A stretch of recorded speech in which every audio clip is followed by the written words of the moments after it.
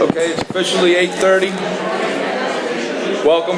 My name is Ron. I'm an alcoholic. But hey, good evening. Quick announcement before we get started.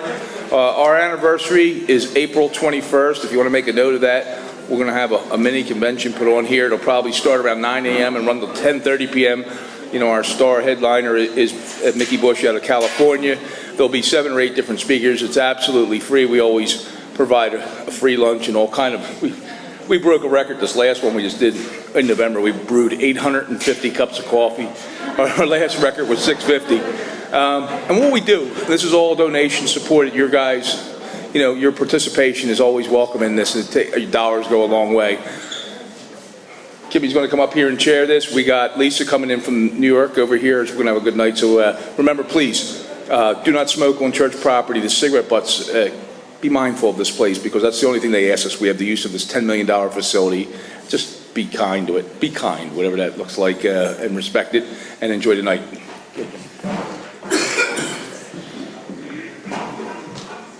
Hi, good evening, everybody. My name is Kim, and I'm an alcoholic. This is a 1-hour speaker meeting every Saturday evening at the St. Paul Lutheran Church at 301 North Main Street at 8:30 in Doylestown. The business meeting for this group meets every Saturday at 7 p.m. to 7:30, right here. The purpose of the group is to provide a consistent message of hope and recovery through God reliance and service to others through the practice and teachings of the 12 steps. We record all speakers so that others may benefit from their message of recovery. If you wish not to be recorded, simply ask. This is an open meeting of Alcoholics Anonymous. The group would like to welcome everyone, especially newcomers. Is there anyone new or from out of town that would like to introduce themselves with their first name? My name is Brandon. I'm an alcoholic. Hi, Brandon. Welcome. My name is Jeff. I'm an alcoholic. Hi, Jeff. Welcome. I'm Fabian. I'm an alcoholic. Hi, Fabian. Welcome. Joe. I'm an alcoholic. Hi, Joe. Welcome. Right. Okay. The Conscious Contact Speaker Group encourages sponsorship. Would anybody with working knowledge of the 12 steps who is willing to sponsor, please raise your hands. Are there any announcements for the good of AA? Nope. Okay. We have meeting lists and big books on easy terms. Please see me or any home group member after the meeting. If you cannot afford a big book, the Conscious Contact Speaker Group will give you one at no charge. Anyone willing to make donations for the purchase of big books and CDs to help those who can't afford them can put donations in the jar on the table marked Big Book and CDs in the back. If you would like a CD of any speaker past or present, please see me or Ron before or after the meeting. They are available free of charge. I'd like to introduce Brian to read the preamble.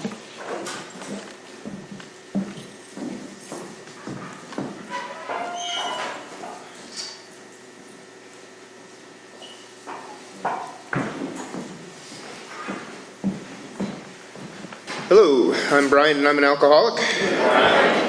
This is the AA Preamble. Alcoholics Anonymous is a fellowship of men and women who share their experience, strength, and hope with each other. They may solve their common problem and help others to recover from alcoholism. The only requirement for membership is a desire to stop drinking. There are no dues or fees for AA membership. We are self-supporting through our own contributions. AA is not allied with any sect, denomination, politics, organization, or institution. Does not wish to engage in any controversy, neither endorses nor opposes any causes. Our primary purpose is to stay sober and help other alcoholics to achieve sobriety. And I have Alex for with the 12 steps.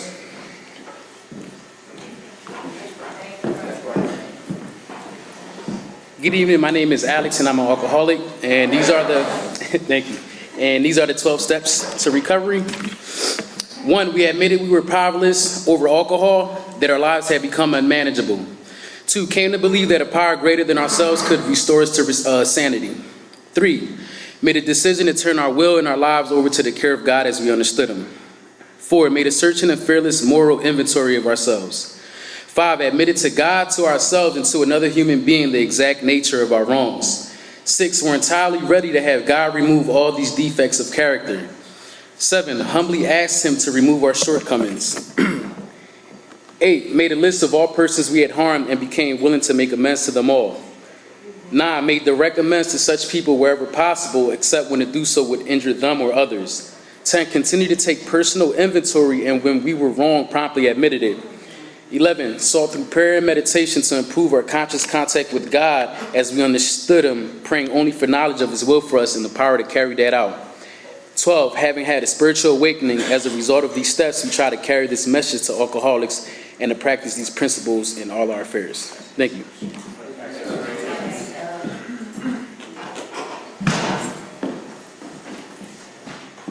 See where we're at. Okay, so,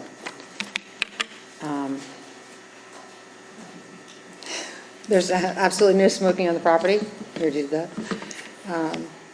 Please take a moment to silence your cell phones and limit movement during the meeting to avoid distractions. Now, I'd like to introduce our speaker, Lisa D. from Staten Island. Lisa is from the Conscious Contact Group of New York.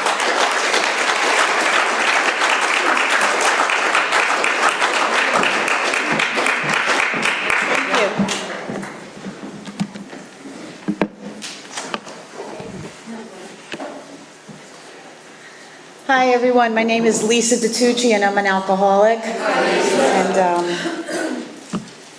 it's so quiet in here. And I'm loud and clumsy and awkward. She's taken her clothes off already. And I'm very happy to be here. And before I forget, I want to say thank you to Ron for having me. It's a privilege to speak at any meeting of Alcoholics Anonymous, so thank you before I forget. And so some of the things I like to say when I get up in front of any room of Alcoholics Anonymous is that my sobriety date is February 21st, 2009. So if God is good, in about 1 month from today, I will have 9 years of consecutive sobriety in a row. And I have a home group, which is Conscious Contact. My home group is also called Conscious Contact, and we meet on Sunday morning in Staten Island at St. Patrick's School Cafeteria. And then I have a sponsor. Her name is Meg Houston. She lives in Florida. So those are the basic fundamental things. I also sponsor several women in Alcoholics Anonymous. Those are my basic fundamental things that I've been doing since I got here, and that keep me grounded in Alcoholics Anonymous. And usually when I get in front of a room, I know you had a workshop all day today with some headlining speakers, and I usually say, you know, all the things that I'm not when I get up in front of a room, like I'm not a circuit speaker, don't have high expectations for me. Ron had a really cool poster that looked like Lady Gaga of me to come here today. And but what I would like to say is some of the things that I get to be today as a result of being in Alcoholics Anonymous and having a relationship with God. And I'll get back to them. But today I am a sober woman, and I am a worker among workers. I'm a nurse. I hold a clean license in 2 states. I'm a daughter, a decent daughter.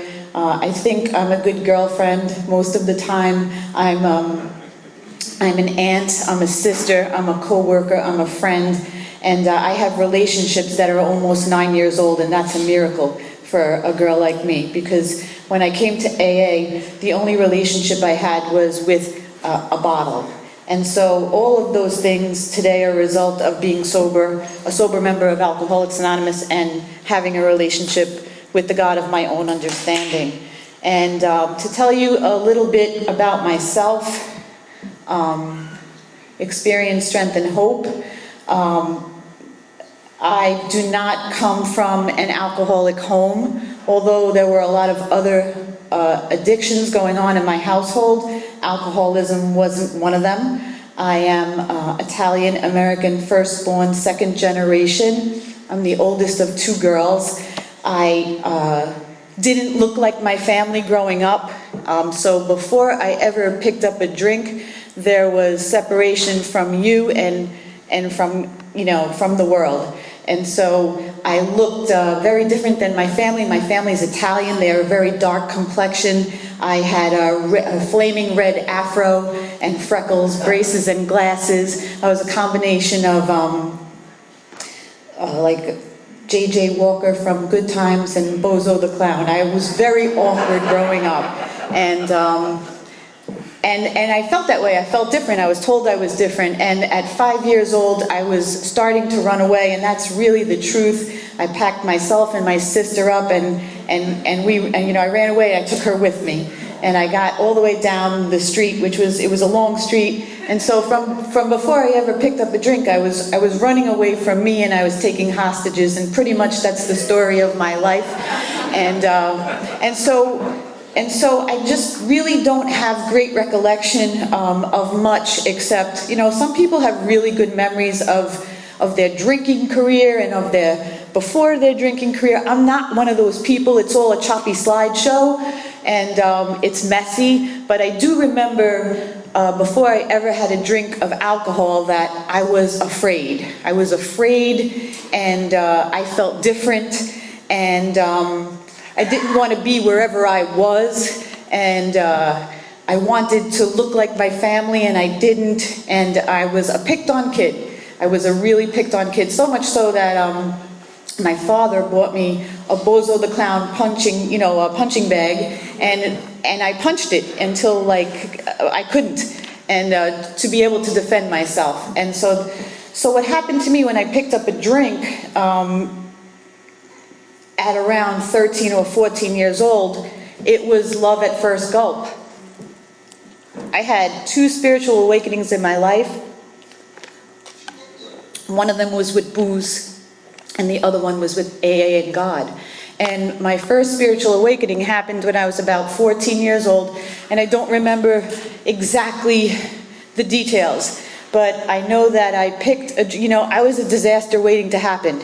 So when I picked up alcohol at a very young age, I had a change of heart, and it changed the course of my life, and it changed the course of my family's life, and I fell in love with it because it allowed me to breathe.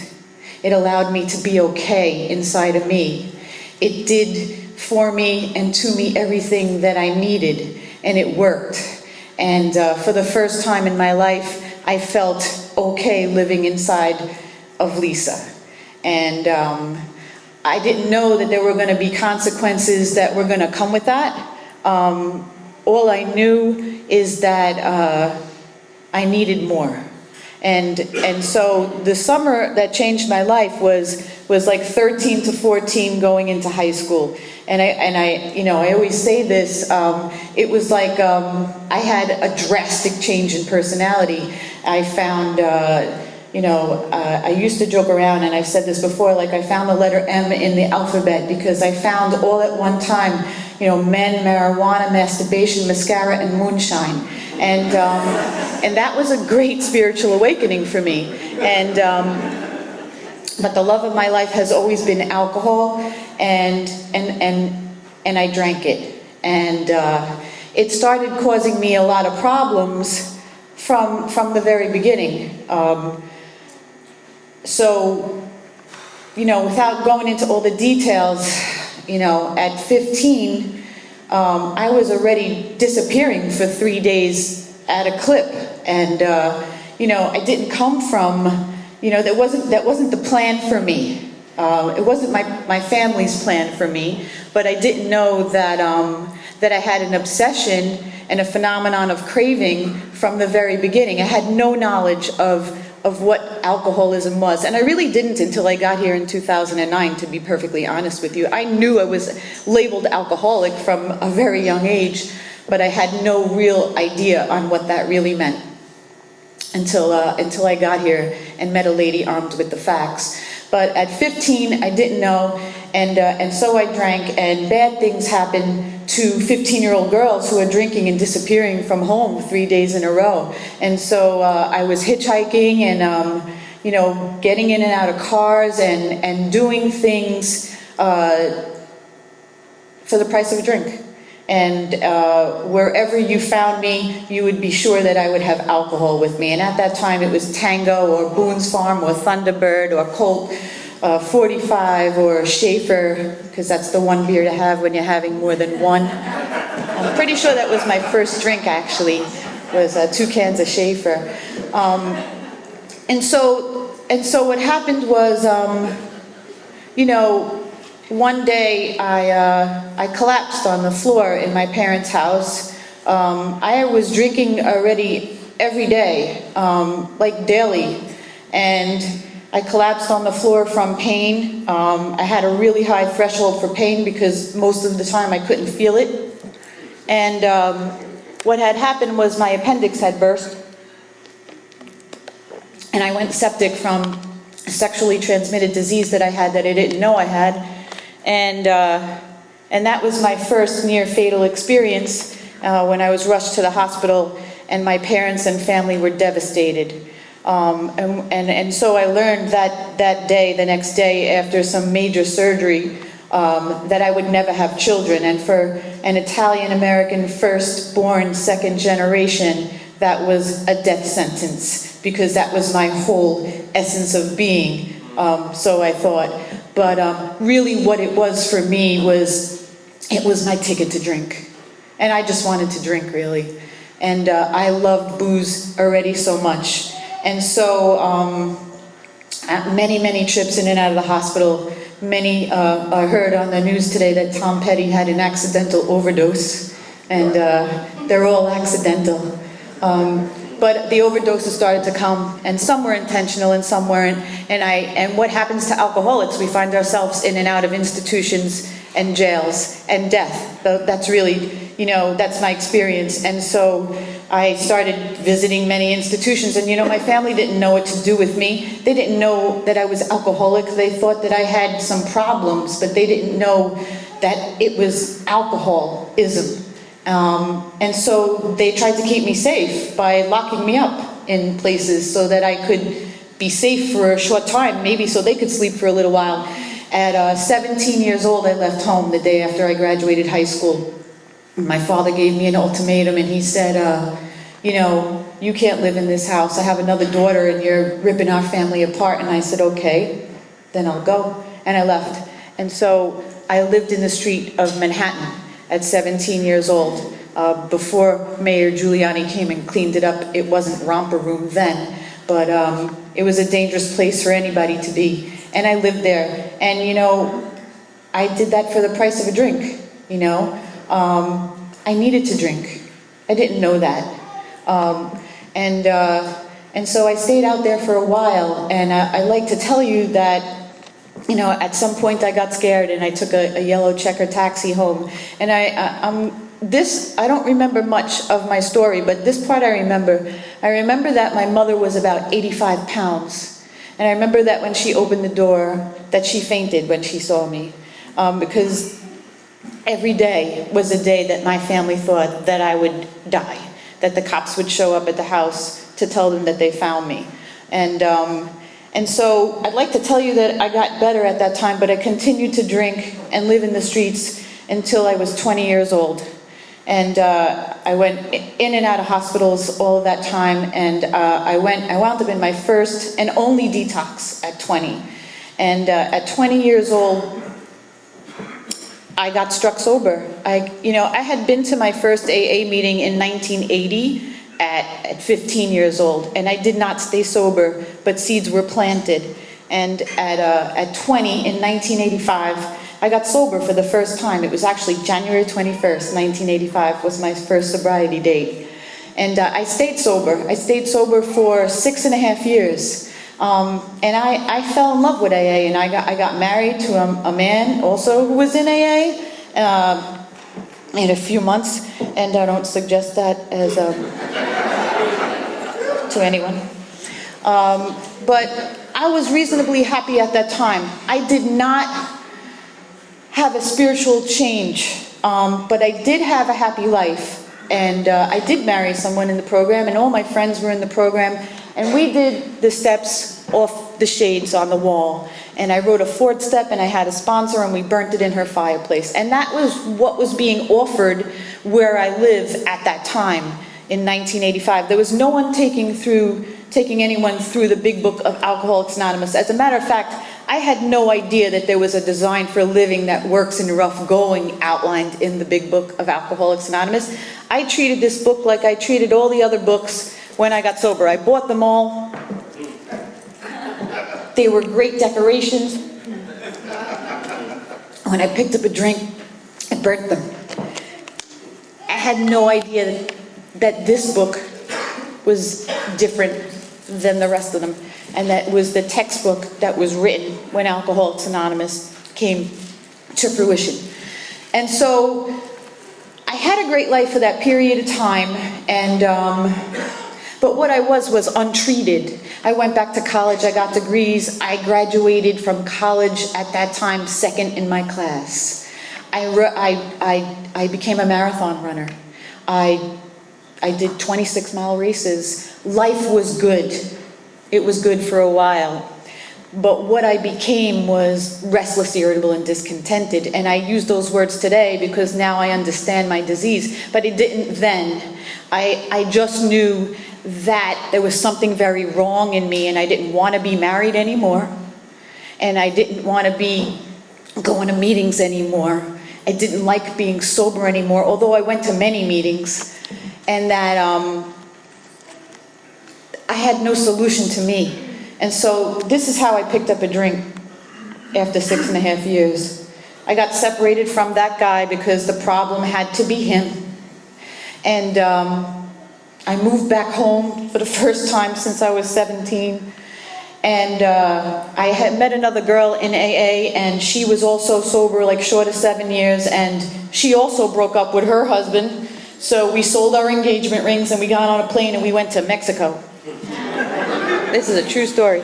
And so we went to Mexico to celebrate our newfound freedom.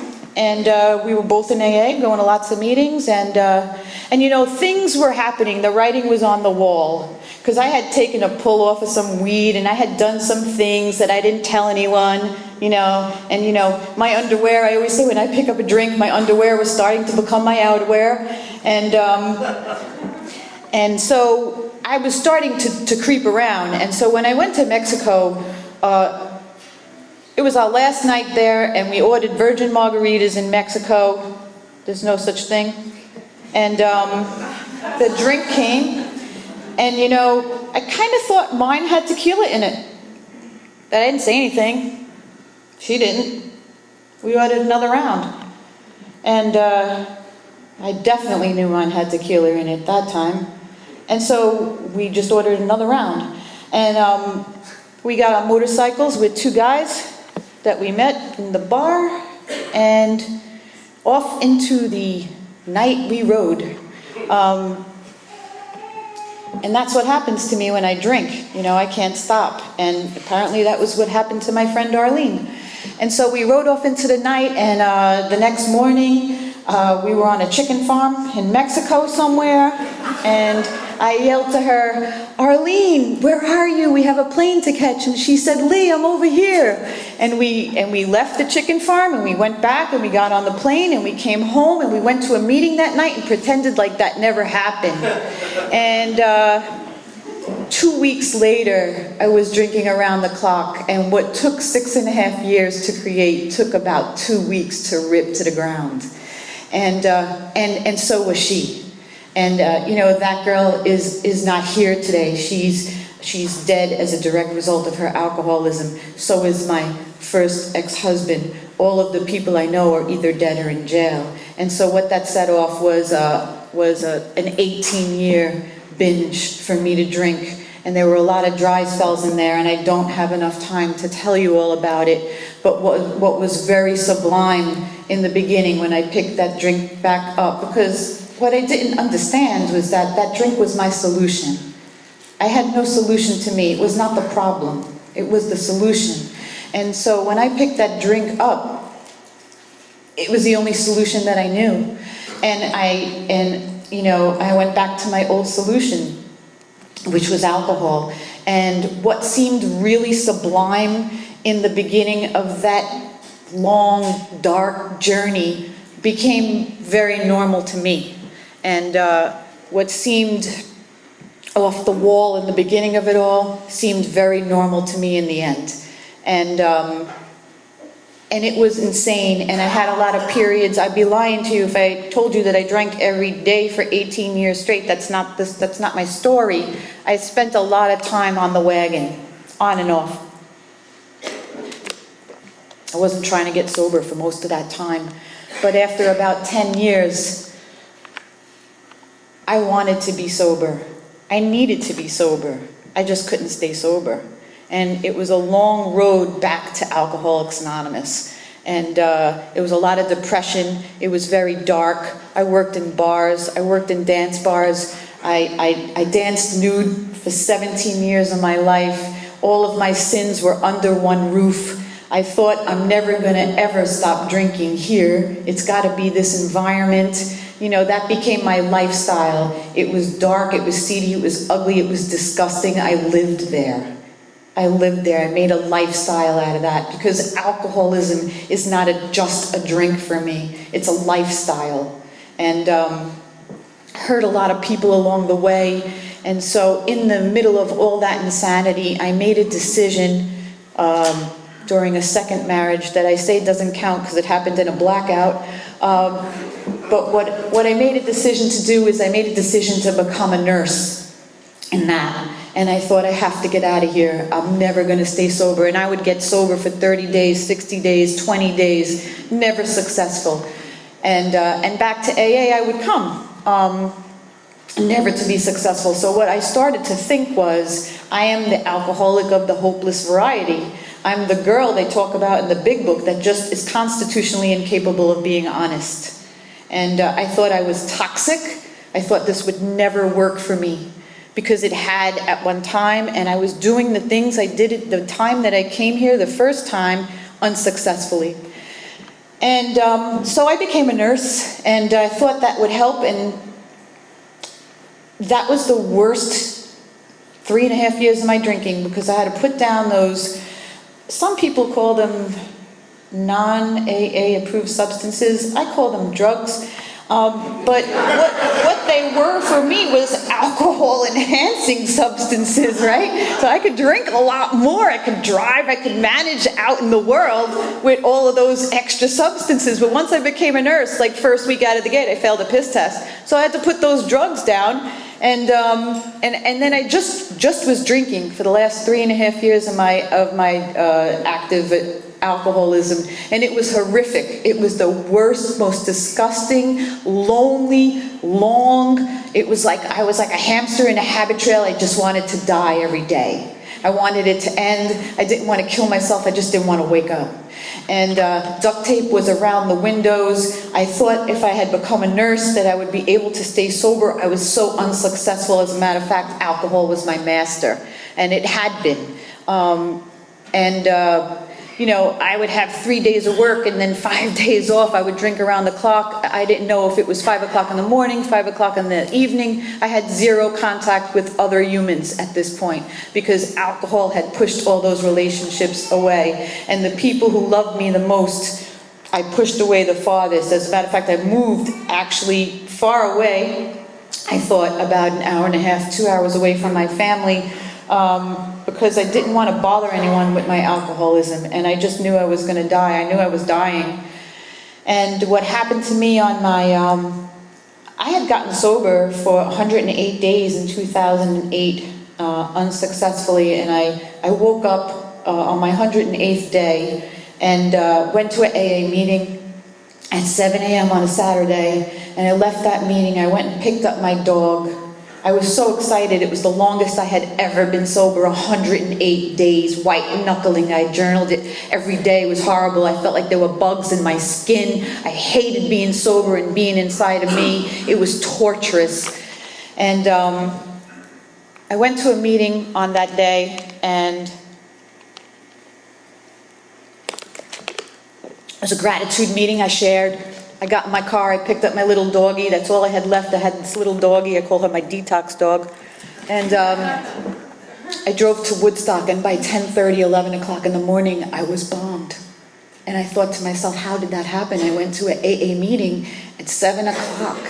It was a gratitude meeting. I shared about gratitude, and I'm drunk. It's 11. Just like, I don't know if it was Fred or, I'm that jaywalker. I'm that jaywalker that gets up every day thinking it's going to be different. I know I'm alcoholic. I've been called alcoholic since I was 15 at this point. Yeah, so I'm alcoholic. But every day that I got up and drank, I convinced myself, just like the jaywalker, that it was going to be safe to walk in front of that bus. It was going to be safe to walk out in traffic. It would be different. And a couple of times I'd pull that off until I broke my skull, like the jaywalker. And I found myself in Woodstock drunk by 11, and I didn't understand how that happened. And I stayed drunk.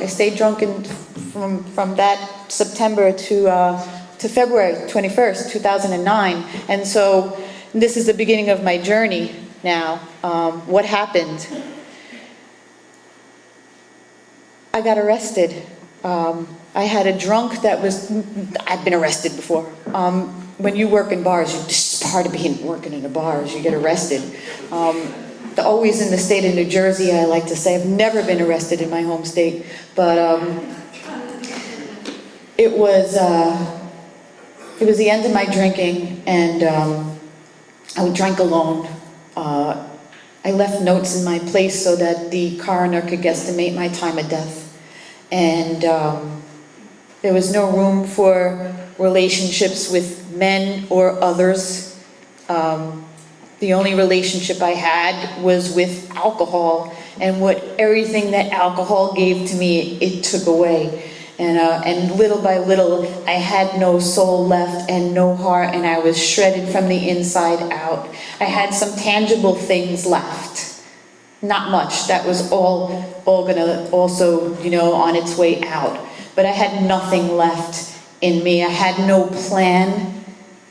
I had no plan B. I always had a plan B.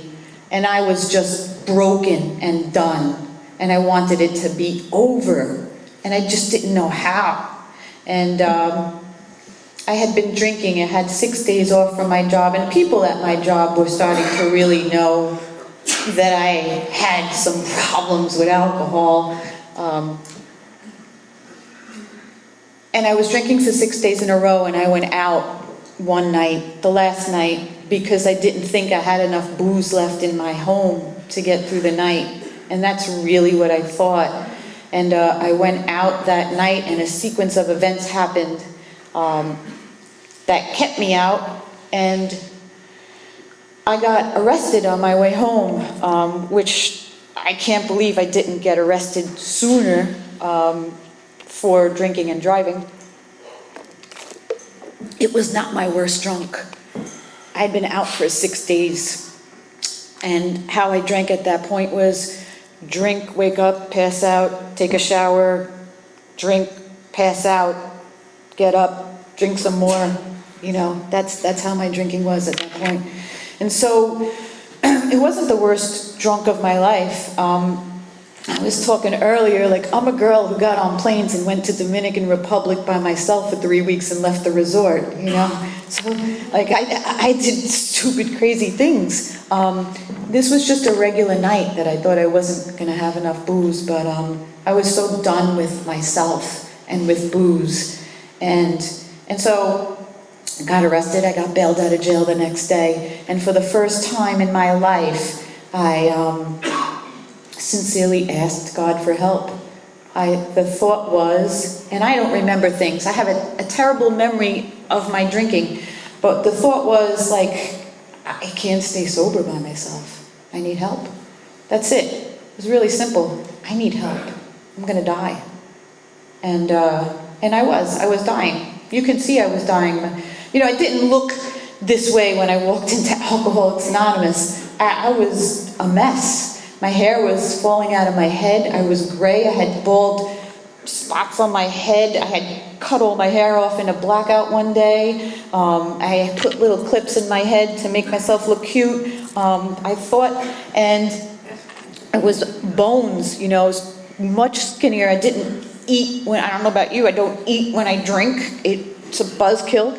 And so I just stopped eating. I was a mess. And so I called this lady that I had met the year before. Her name is Mary. She was my first sponsor. All my sponsors' names begin with M. I have a thing with the letter M. But her name is Mary, Marina Mary, they called her. She was a woman who got sober in the Pacific Group in Los Angeles. And I didn't know that at the time, but she lived in Jersey. So what she offered me was, she offered me a solution as outlined in the Big Book of Alcoholics Anonymous, something no one had ever offered me before. I didn't know what that meant. I thought I knew everything about Alcoholics Anonymous. After all, I had been in it since I was 15, and I knew nothing. I knew nothing about my own disease, and so, you know, I had nothing to lose, they say, and I always pull this line from a Janis Joplin song, like, freedom's just another word for nothing left to lose. And I had nothing left to lose. I knew I was dying. She knew I was dying. I didn't know how. I knew how to drink. What I didn't know was how to live without one and how to live sober. I knew nothing about living sober and how to be okay inside of me without a drink, you know? And you're gonna have to show me that. And that's what she did. What she said to me was, these are really big words to a girl like me who could not ever get sober again after that, you know, chunk of sobriety. What she said was, Lisa, you never have to get sober again. That's a really big promise to a girl like me. I never have to get sober again? How do I do that? And she said, I'm going to show you. And so we sat down, and you know, the one thing I have to say about my sponsor is, well, for one, she sponsored 9 other women besides me, but I always felt that I was the only person she sponsored. And she never ran out of time for me, and she was a woman armed with the facts about alcoholism. And she didn't ever have to tell me something. She showed me things. And so what we did is I met with her and we wrote these first 3 questions in my book, which were, are you willing to go to any length for victory over alcoholism? Are you willing to do what your sponsor does to stay sober? And are you willing to pass this on to the next girl? And I wrote the questions and I said, yes, yes, yes, of course. And when I sponsor somebody, I ask them to do that. All my sponsors actually asked me to do that. I've had 3. And so I had no idea really what I was signing up for. I really didn't. I was just broken. I liked her. She was cool.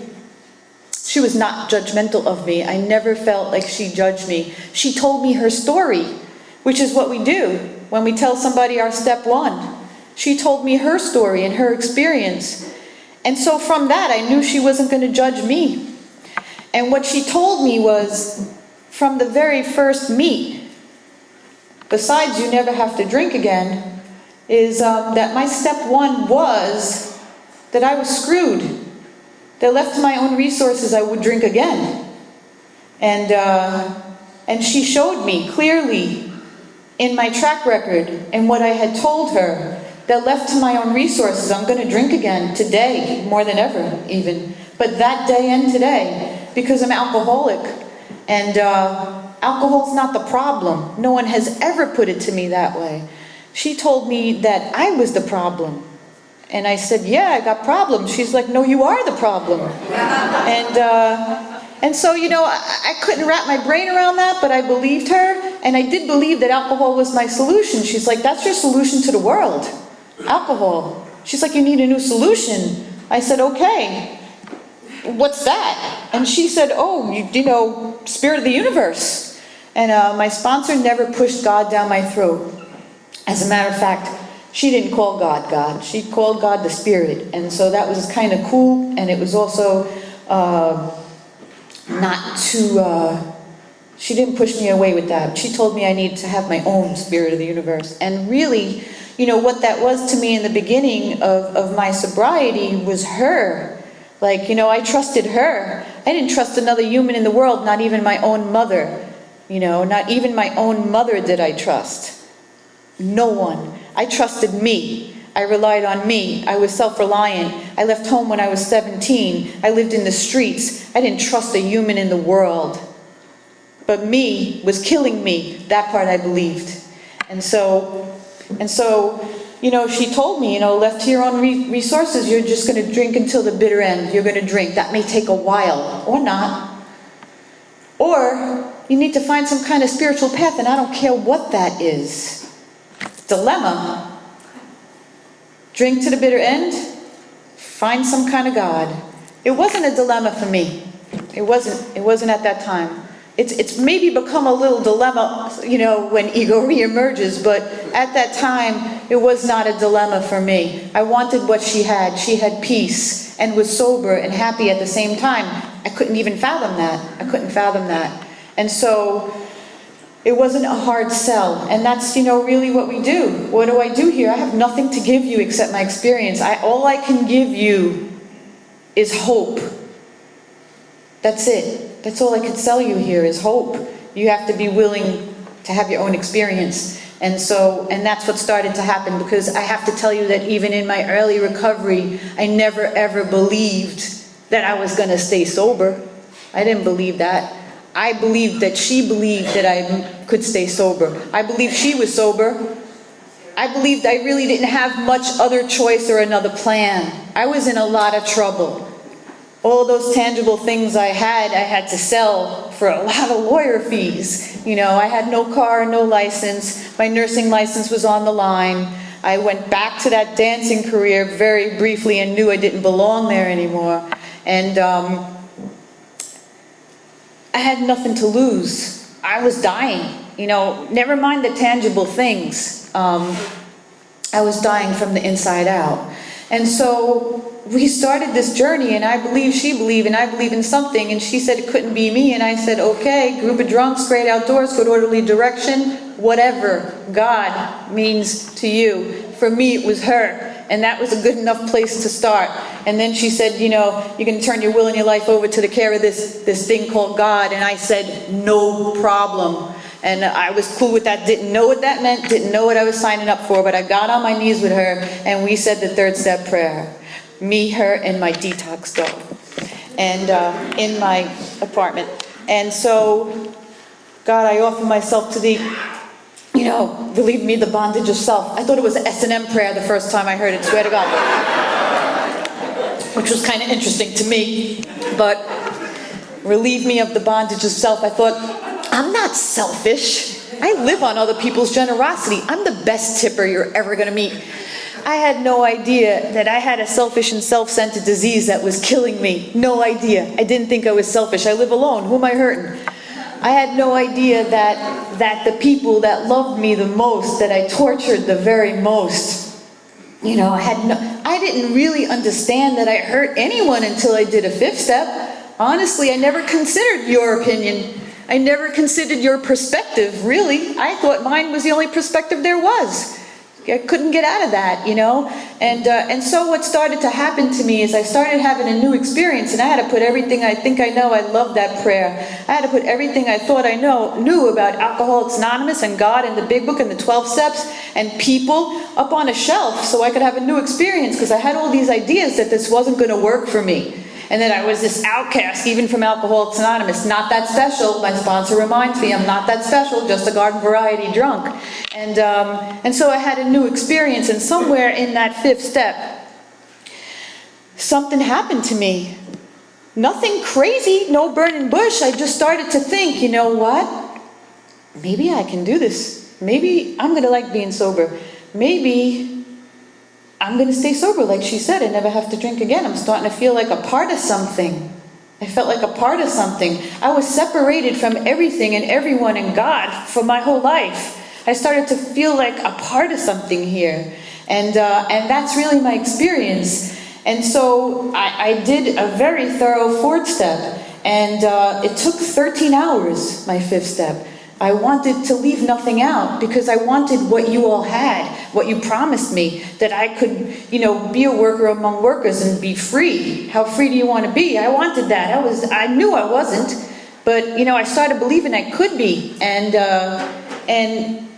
I started feeling different, like, maybe she's right. Maybe I never have to drink again.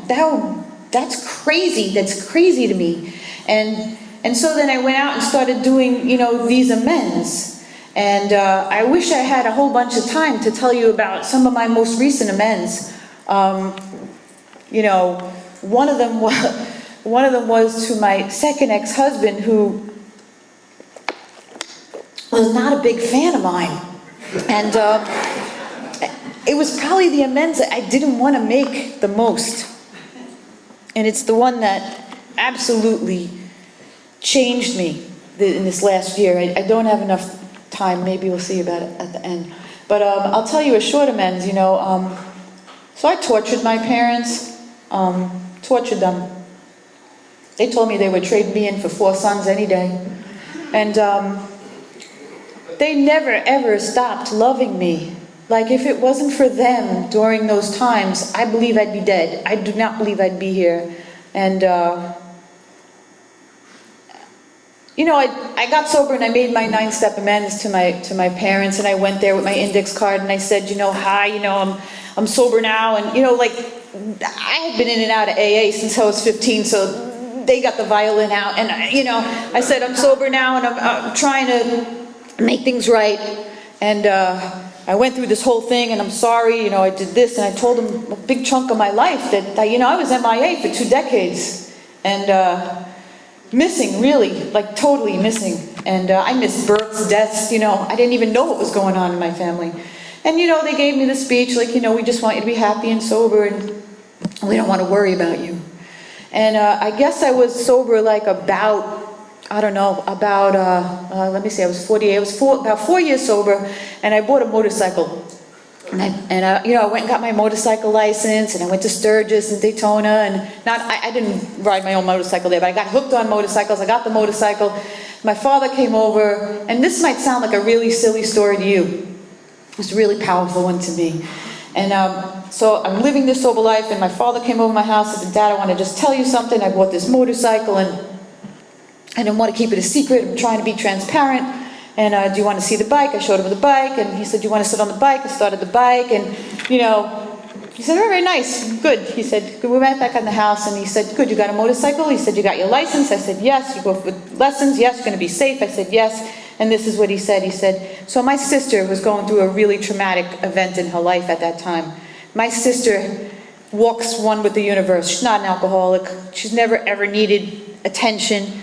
She's not the tornado coming out after the tornado going, hey, doesn't this all look great? It's sunny out. That's me.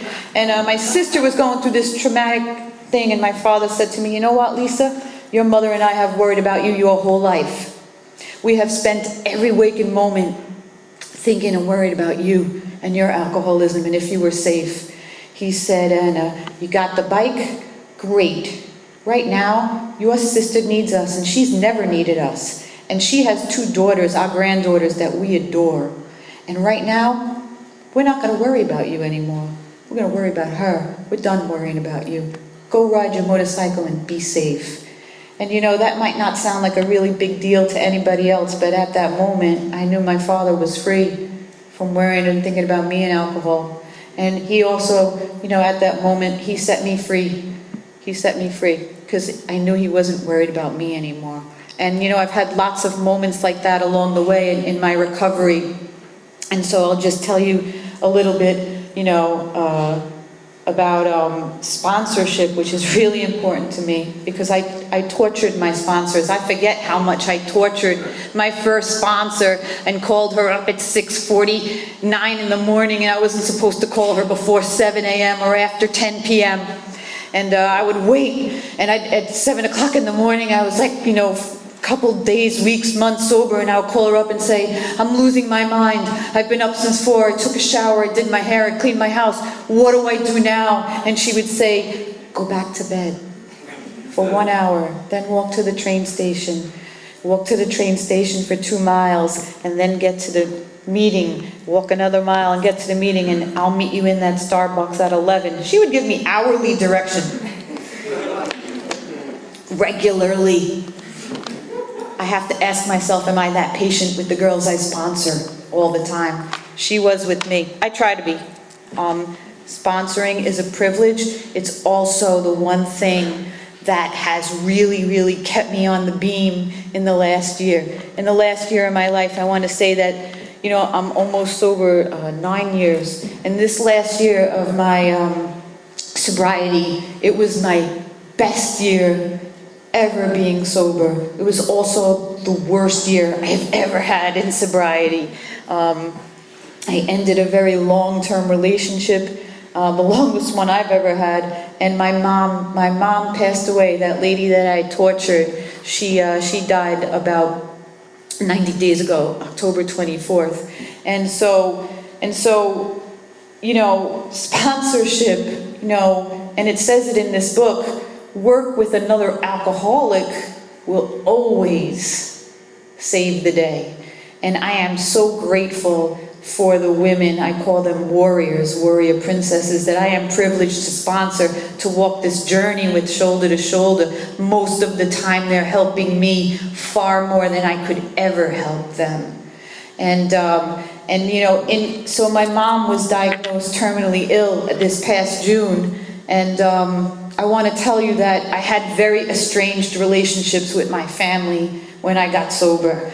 And again, I was missing for 2 decades almost. You know, except for like, you know, Christmas and New Year's, I'd show up late, bottle under the seat of the car, leave early, drink as soon as I got in the car. You know, minimum show-ups, like, you know, I was there minimally. And so what I really wanted when I got sober was to have relationships with the people who loved me the most, you know? And so, and so that happened, you know? Today I'm able to have relationships, not perfect ones ever, but I got to have relationships with my family. And, you know, I had the privilege of speaking at the Bill W. Dinner Dance in November of 2016, and my parents and my sister came to that. They have always supported my sobriety. They come to my anniversary every year, and I get a card from them, and even though, you know, they don't really understand the nature of my disease, that I have a threefold disease, that I only can take my insulin one day at a time, and that, you know, that the spiritual life, it can't be a theory, I have to live it. I only have a daily reprieve. They don't understand why I do all the things I do in Alcoholics Anonymous. They're just happy I do, you know. And so my mom and my dad and sister got to go to that, and they got to hear me tell my story. What a privilege. I had no idea that would be the last time my mom went to a social event like that. And so when she was diagnosed terminal in June, what happened to me is I got to show up for her. And I showed up for no one, ever. It's me and booze. And so what God and AA has done for me, it has allowed me to show up for my own life and to be a part of yours. And I did have amazing relationships with my family at this point. And I have an amazing relationship with my sister. And I have relationships now that are almost 9 years long, because that's how long I'm sober.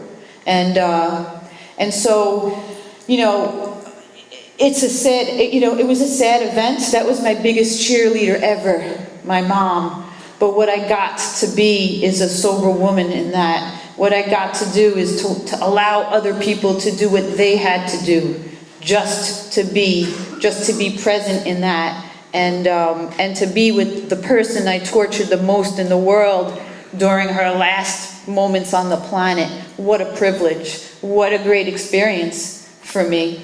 And, you know, I continue to try to do that.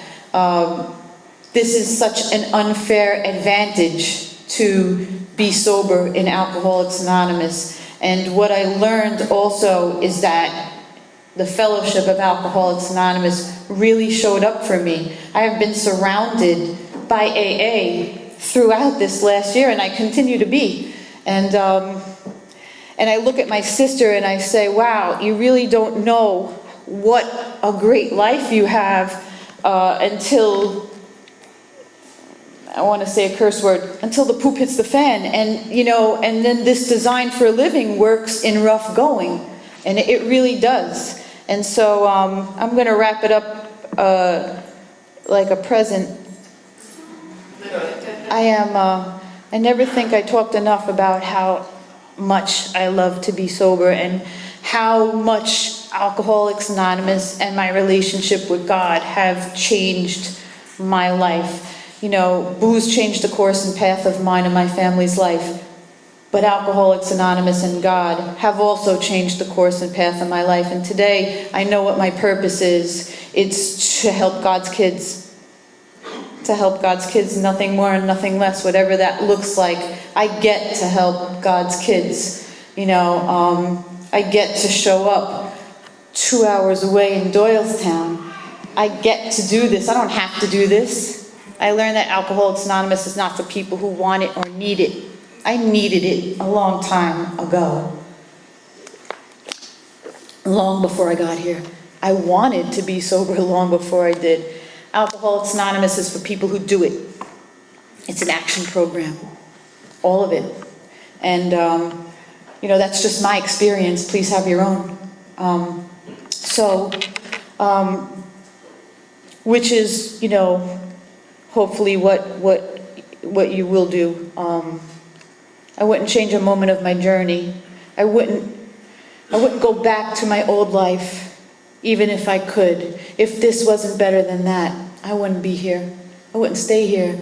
But my life is actually amazing. And I like to use this line. I stole it from a friend and made it my own. That's what we are really, right? Parrots. I know I am. Nothing I said is original. So I always really thought that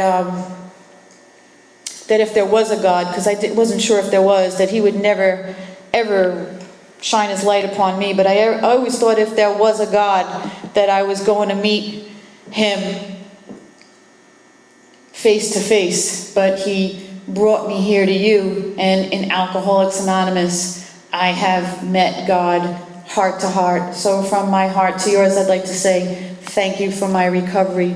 Peace, that's all I got.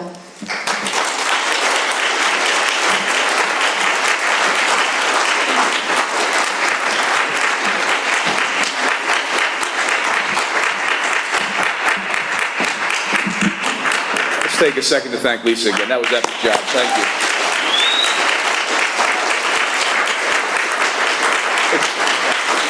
It's customary for us to take a couple minutes to form a line and formally thank our speaker. They come here at their own expense and time, and that's very, very valuable if you're a member of Alcoholics Anonymous, this message that we carry. Next week, we got another treat for you, as usual. Stuart C. is coming in from Rhode Island. Quite a ride. Brothers in Sobriety Group. We got a nice way of closing. If you'd like to help us, we have to put those chairs up there. Anyway, we'll tell it after we say the prayers. 75 across each side.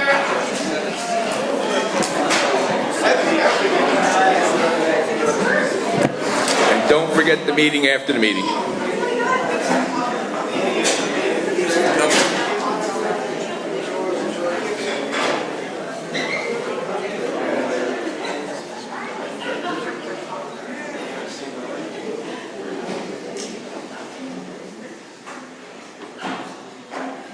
Take a moment of silence, do with it whatever you care to do with it, and if you care to join us, we will end with the Lord's Prayer. Our Father, who art in heaven, hallowed be thy name. Thy kingdom come, thy will be done, on earth as it is in heaven. Give us this day our daily bread, and forgive us our trespasses, as we forgive those who trespass against us. And lead us not into temptation, but deliver us from evil. For thine is the kingdom,